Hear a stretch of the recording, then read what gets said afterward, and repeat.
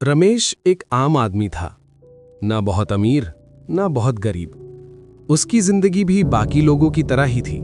सुबह जल्दी उठना, काम पर जाना और शाम को थका हुआ घर लौटाना। रमेश जब घर से निकलता तो उसके चेहरे पर कोई बड़ी मुस्कान नहीं होती, पर आंखों में एक अलग सी शांति जरूर होती। वो कभी अपनी जिंदगी की शिकायत नहीं करता था, चाहे मुश्किलें रोज उसके सामने खड़ी क्यों ना हो। ऑफिस में रमेश का नाम किसी खास लिस्ट में शामिल नहीं था, ना बॉस का फेवरेट ना किसी का हीरो। वो बस अपना काम करता, शांत रहता और वक्त का इंतजार करता। कभी कभी लोग उससे कहते, तुम इतने चुप क्यों रहते हो? रमेश बस मुस्कुरा देता, क्योंकि वो जानता था कि हर बात बोलना जरूरी नहीं होता। शाम को जब वो घर लौटता तो थकान उसके चेहरे से साफ दिखती थी, पर जैसे ही दरवाजा खुलता उसकी बेटी की आवाज आती, पापा आ गए, और उसकी सारी थकान कुछ पल के लिए गायब हो जाती। रमेश के लिए खुशी का मतलब महंगी चीजें नहीं थी।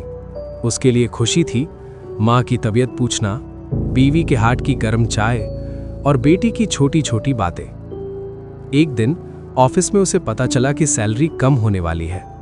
उस दिन रमेश कुछ ज्यादा नहीं बोला, पर उसके मन के अंदर एक बोझ सा बैठ गया।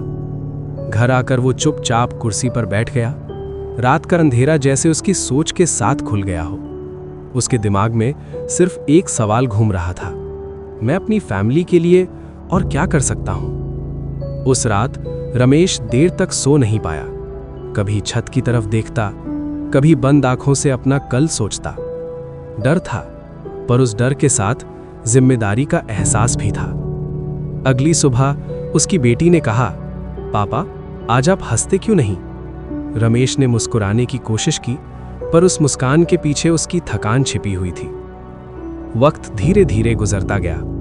रमेश ने छोटी छोटी कोशिशें शुरू की, कभी रात को थोड़ा लिखना, कभी किसी की मदद कर देना, कभी खुद को समझाना कि हार मानना कोई रास्ता नहीं। पैसे ज्यादा नहीं आए, पर रमेश के अंदर एक नया भरोसा जन्म लेने लगा। उसे महसूस हुआ कि वो अकेला नहीं है, उसकी फैमिली उसके साथ है। एक शाम जब वो घर लौटा, उसकी बेटी ने उसका हाथ पकड़कर कहा, पापा मुझे आप पर गर्व है। वो एक छोटा सा सेंटेंस रमेश के दिल तक उतर गया।